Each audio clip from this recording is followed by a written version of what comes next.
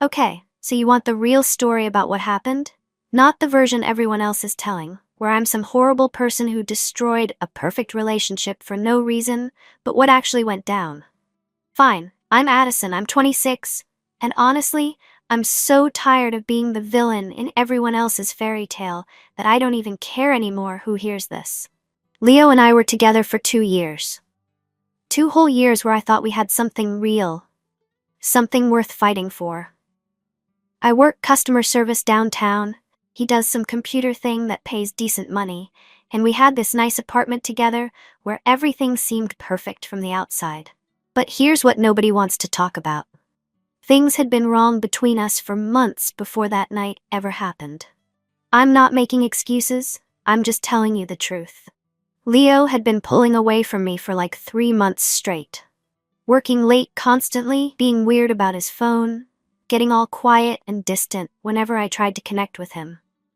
When I'd ask about his day, he'd give me these short, annoyed answers like, talking to me was some huge burden. But when I wanted to tell him about my day or share something that happened at work, he'd zone out or start scrolling through his phone. And yeah, I started paying more attention to what he was doing. Not because I'm some crazy controlling girlfriend, but because something was obviously going on. When your boyfriend stops laughing at your jokes and starts acting like spending time with you is a chore, you notice. When he gets tense every time you touch his phone or suggest doing something together, that's not normal relationship stuff.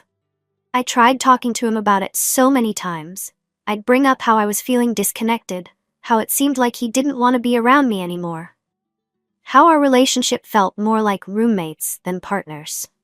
But he'd just say I was being dramatic or overthinking things. His favorite line was, "You're being too sensitive," whenever I brought up anything that was bothering me. The money thing was getting weird too. Suddenly he was obsessed with the budget whenever I wanted to do anything fun together, but he'd drop money on gaming equipment or expensive lunches without even mentioning it to me. I'd suggest a weekend trip or a nice dinner, and he'd start lecturing me about being more responsible with spending. Like, excuse me? I work too. I contribute to this household too. But somehow my wanting to enjoy our relationship was irresponsible while his hobbies were necessities. So when Chloe's birthday came up and I suggested we all go out to celebrate, I was actually excited about the chance for us to have fun together for once, to be around our friends, and maybe remember why we liked each other in the first place. But of course, day of the party, Leo tells me he can't come because of some work deadline. A work deadline. On Saturday night. I asked if he could finish it Sunday or if it was really that urgent, and he just kept saying it was complicated and I wouldn't understand, like I'm too stupid to understand work pressure. I have deadlines too, but somehow I managed to balance my job with actually maintaining our relationship. When I pointed out that he'd been using work as an excuse to avoid social stuff more and more lately, he got all defensive and said he was working hard for our future. But what about our present? What about the fact that I wanted a boyfriend who actually wanted to spend time with me instead of finding reasons to avoid everything that mattered to me? I even offered to stay home with him, thinking maybe we could have a quiet night together. But he said I should go without him, that I'd have more fun with the girls anyway. Which basically felt like him saying he didn't want me around. Like he was relieved to have an excuse to get rid of me for the night. That's when I decided I was going to go out and have an amazing time. Because I deserved to be around people who actually wanted my company. And I was tired of sitting at home being ignored by someone who supposedly loved me. The night started out great. Me, Chloe, Naya, and Jess at this trendy downtown bar, good music, good drinks, everyone excited to celebrate. It felt so good to be around people who were happy to see me, who laughed at my stories and actually cared about what was going on in my life. This was what I'd been missing, feeling appreciated and valued instead of like some burden people had to tolerate. But Leo's absence was like this constant ache in the background. Every time someone asked where he was, I had to explain about his work emergency, and every time I said it, it sounded more ridiculous. Who has a work crisis on Saturday night that's more important than their girlfriend's best friend's birthday? so I started drinking more than usual. Not because I have a problem, but because I wanted to shut up that voice in my head that kept wondering what Leo was really doing and why he'd rather work than be with me. The alcohol helped me feel more like myself again, confident, fun, the kind of person people wanted to be around, instead of someone whose own boyfriend couldn't be bothered to show up for important things. I posted some pictures and videos on social media because, honestly, if Leo was going to choose work over me, he should at least see what he was missing. Just normal party posts showing how much fun we were having, how amazing Chloe's birthday was turning out. Nothing mean, just proof that I could have a great time without him. A few guys hit on me throughout the night, which felt incredible after months of feeling invisible in my own relationship.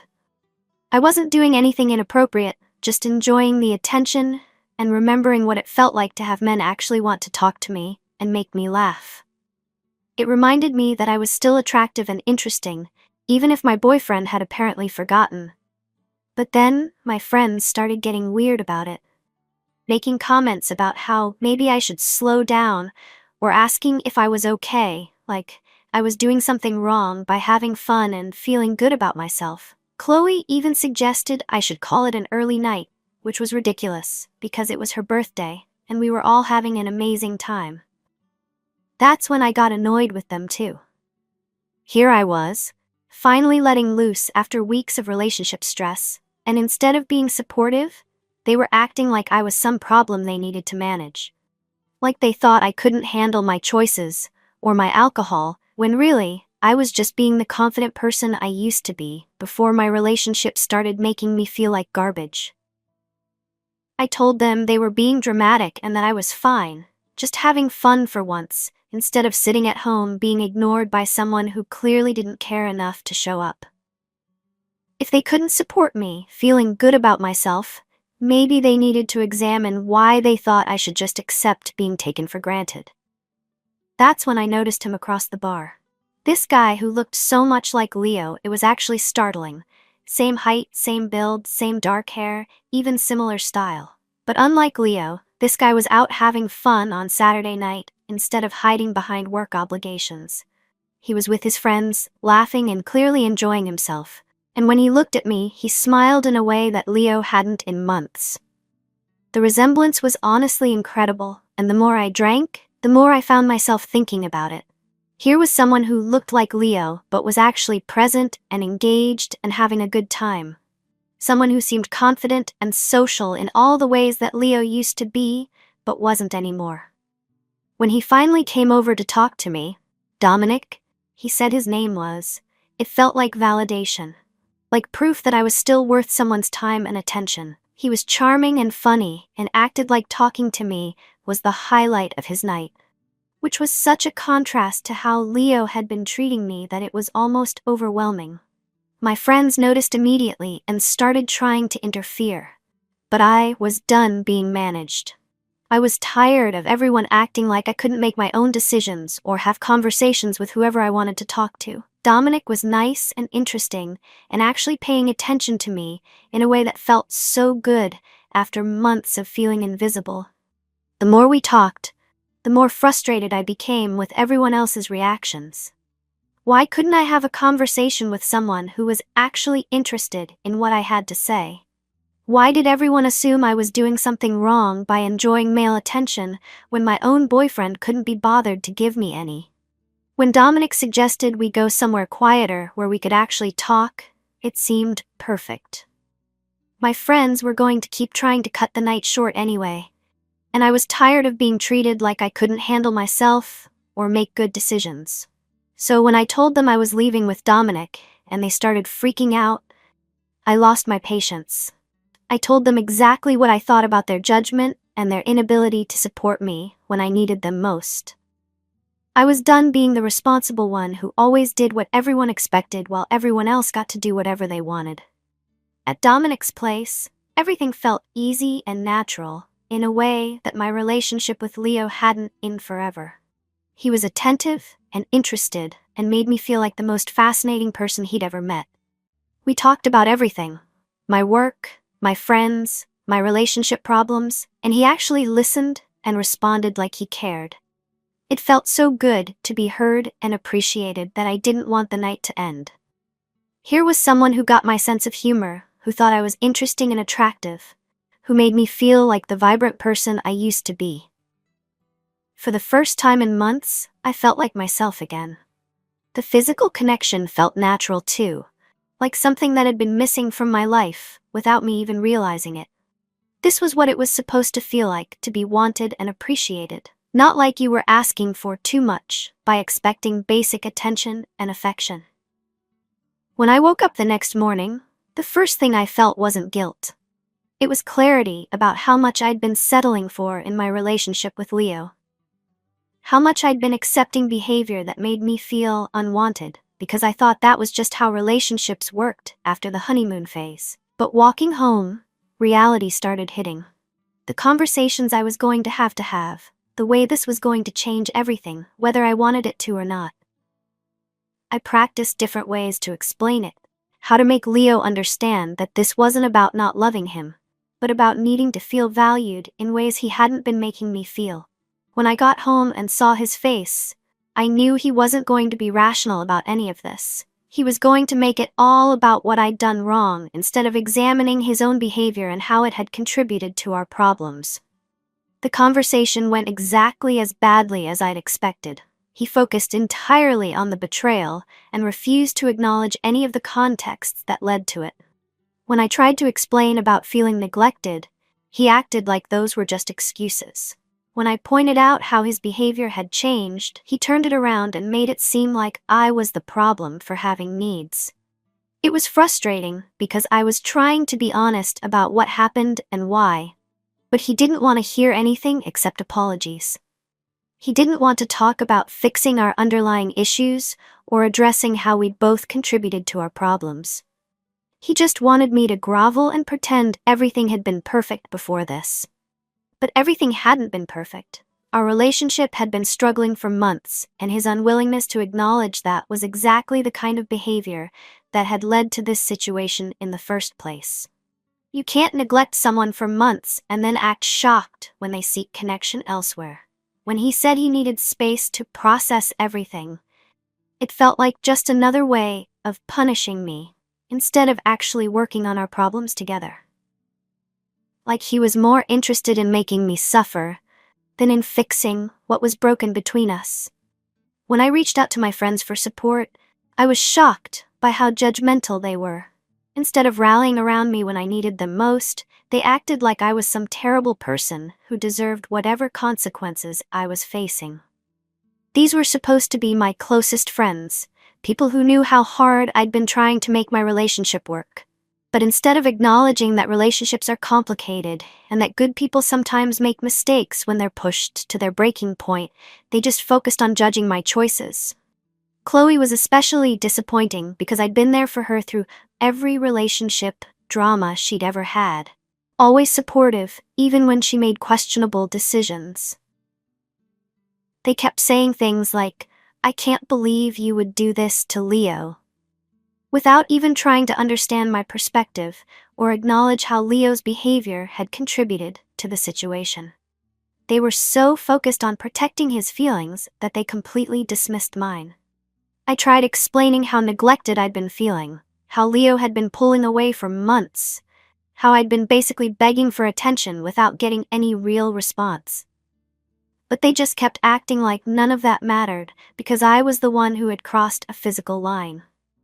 The worst part was how they started acting like they'd seen this coming, making comments about how I'd always been flirty or attention-seeking, like they'd been judging me all along and just waiting for me to confirm their worst assumptions. When Leo started telling people his version of what happened, my former friends just accepted his story without even asking for mine. They didn't want to hear about the months of emotional neglect or the ways he'd been taking me for granted.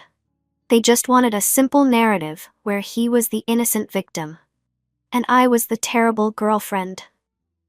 I tried reaching out to mutual friends, but Leo had gotten to them first with his victim story. And by the time I tried to explain my side, they'd already made up their minds. It was like watching my entire social circle disappear overnight, all because I'd made one mistake in the context of a relationship that had been struggling for months. The isolation was honestly more painful than the breakup itself, because at least with Leo I could understand why he was hurt. But these were supposed to be people who cared about me as a person, not just as Leo's girlfriend. Now here I am, 18 months later, and my life looks completely different than I thought it would. I figured by now Leo and I would have worked through everything, or at least that I'd have moved on to something better, with someone who actually appreciated me.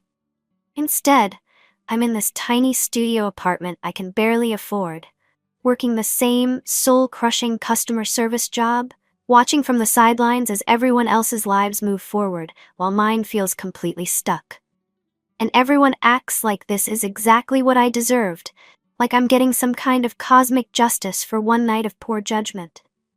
Leo, meanwhile, is apparently living his best life with some new girl who's supposedly perfect in all the ways I wasn't. I see their posts sometimes. Yes, I still check his social media, sue me, and they look so happy together. She's the kind of girl who posts pictures of them hiking and cooking and doing all these activities that Leo was always too tired for when I suggested them. Suddenly, he has energy for adventure and romance and being the kind of boyfriend who actually shows up for things. It's like watching him become the person I always knew he could be, just with someone else.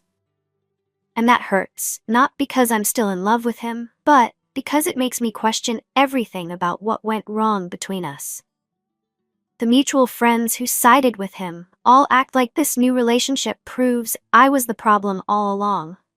Like the fact that he's happy with someone else means I was just this toxic influence holding him back. But nobody wants to consider that maybe she's getting the version of him that I spent 2 years trying to encourage.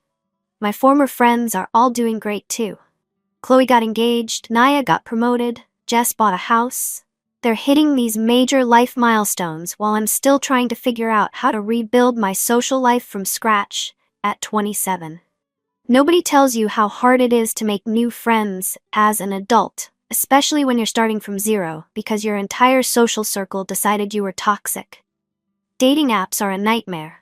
Work friends stay work friends, and everyone my age already has their established groups. Sometimes I run into people from my old life around town, and the awkwardness is suffocating. They either pretend they don't see me, or give me these fake polite smiles while clearly wanting to escape, like I'm going to contaminate them if they talk to me too long. I've started second-guessing everything about that night and the months leading up to it. When you have literally everyone telling you you're wrong and terrible, it starts to get into your head. Maybe I was too demanding. Maybe I was reading too much into Leo's behavior. Maybe I really was just looking for an excuse and convinced myself there were problems that didn't exist. But then I remember specific conversations and situations, and I know that's not true.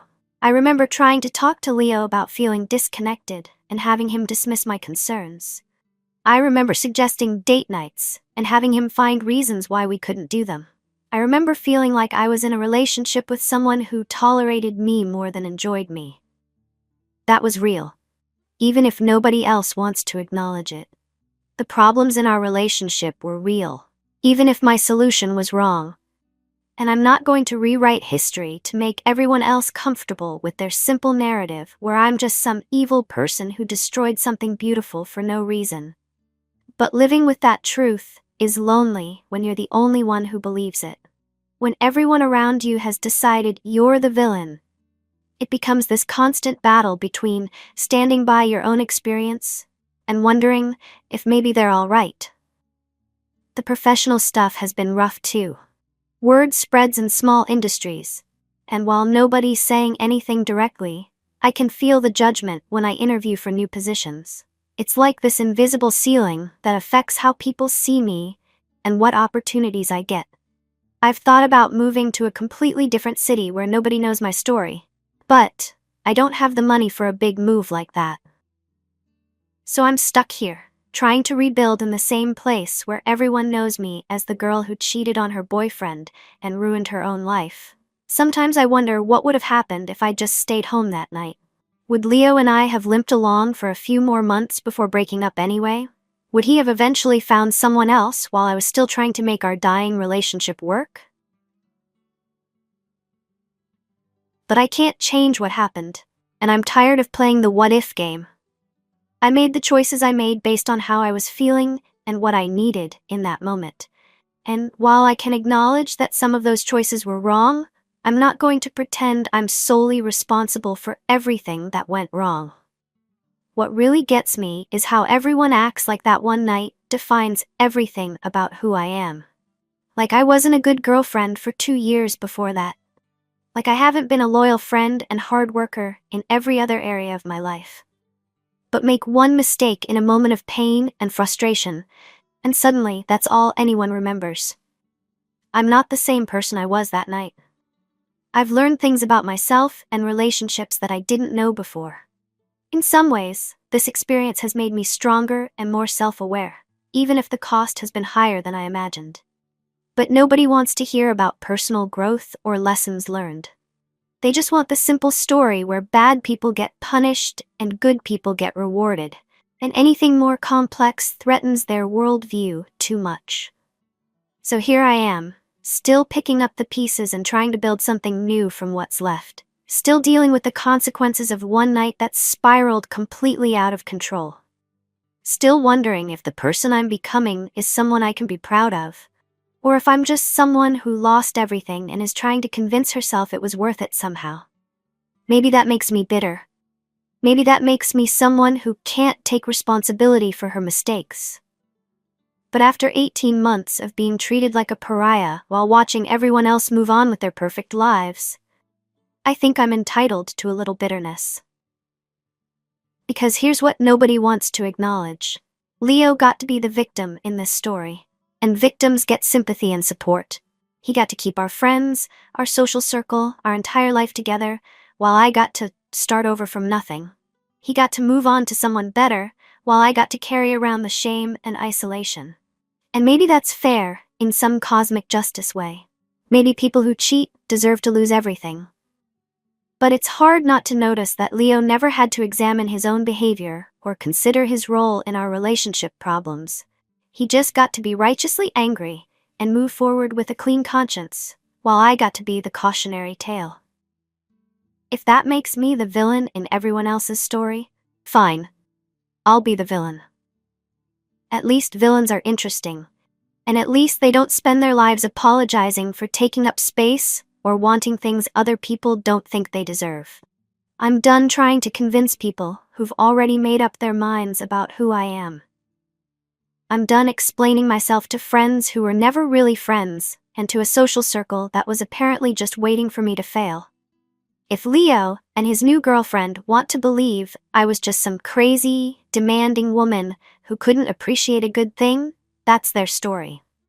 If my former friends want to pretend they saw this coming all along and that I was always too much trouble, they can have that narrative. But I know what really happened in my relationship, and I know what led to that night, and I'm not going to rewrite my own history just to make everyone else comfortable with their simple version, where there are clear heroes and villains. Maybe someday I'll find people who can handle that complexity. Maybe someday I'll build a life that's better than what I had before. Or maybe this is just what my life looks like now, smaller, lonelier, but at least honest about who I really am, instead of who everyone else thinks I should be. Either way, I'm done apologizing for the space I take up in the world. I'm done making myself smaller to make other people more comfortable. And I'm definitely done pretending that Leo was some innocent victim in a relationship that had been failing long before I ever met Dominic at that bar. That night changed everything, but it didn't create the problems that were already there. It just forced everyone to acknowledge them. And apparently, nobody was ready for that level of honesty about how relationships really work and how people really behave when they're not getting what they need. So here I am, 18 months later, still standing, still figuring it out, still learning how to live with the consequences of my choices while refusing to accept responsibility for everyone else's. And maybe that's not the ending anyone wanted for this story, but it's the one I'm writing for myself, one day at a time.